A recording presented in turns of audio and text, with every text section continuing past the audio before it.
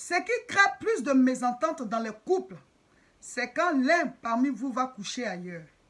Le fait de laisser son conjoint pour aller coucher ailleurs, ou sa conjointe pour aller coucher ailleurs, ça crée plus de mésententes, ça détruit le couple, ça met vraiment la tristesse, ça blesse le cœur et l'amour propre de l'autre.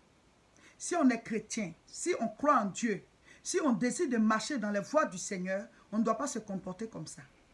Parce que ça, c'est une puissance maléfique que vous faites rentrer dans votre vie, que vous faites rentrer dans votre couple.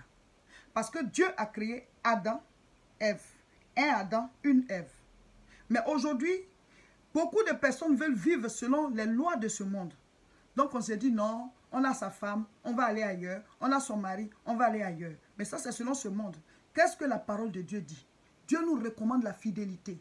Donc si toi tu veux être sauvé, si tu veux que le sang de Jésus-Christ te donne le salut, tu dois marcher selon les voies du Seigneur. Donc tu dois appliquer la loi de Dieu dans ton couple, dans ton foyer.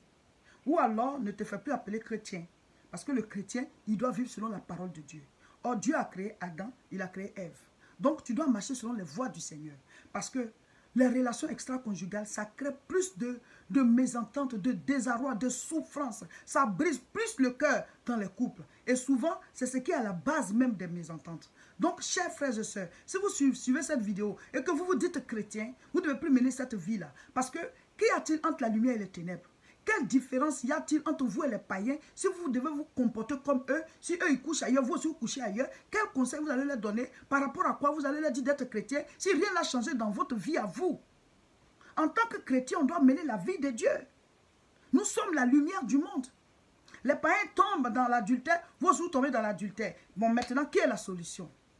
À qui on va parler de Dieu maintenant? C'est à nous tous, puisque vous et eux, vous êtes pareils. Plusieurs personnes ne savent pas que les couples sont beaucoup combattus. Le foyer est combattu. Parce que tout ce que Dieu a instauré est combattu par les démons. Le couple, le foyer, le mariage est une institution divine. C'est Dieu qui a célébré le premier mariage entre Adam et Ève. Il a dit, il n'est pas bon qu'Adam soit seul. Et il a créé, il a pris sa côte, il a fait une femme. Donc Adam, Ève est sortie d'Adam. Et donc quand vous vous remettez ensemble, monsieur, madame, quand vous vous unissez, ça fait l'image et la ressemblance de Dieu. Mais quand vous êtes séparés, ça fait moitié, moitié. Le squelette ici, la côte là-bas. C'est un mystère. C'est Dieu qui sait comment il a fait les choses. Donc, le couple étant une institution que Dieu lui-même a établie, les démons combattent le foyer. Les démons combattent le mariage. C'est pour cela qu'un couple, vous devez prier ensemble. Vous devez prier ensemble pour l'aspect spirituel de votre foyer. Pendant que vous êtes ensemble, il y a des puissances sataniques qui ne veulent pas que vous soyez ensemble.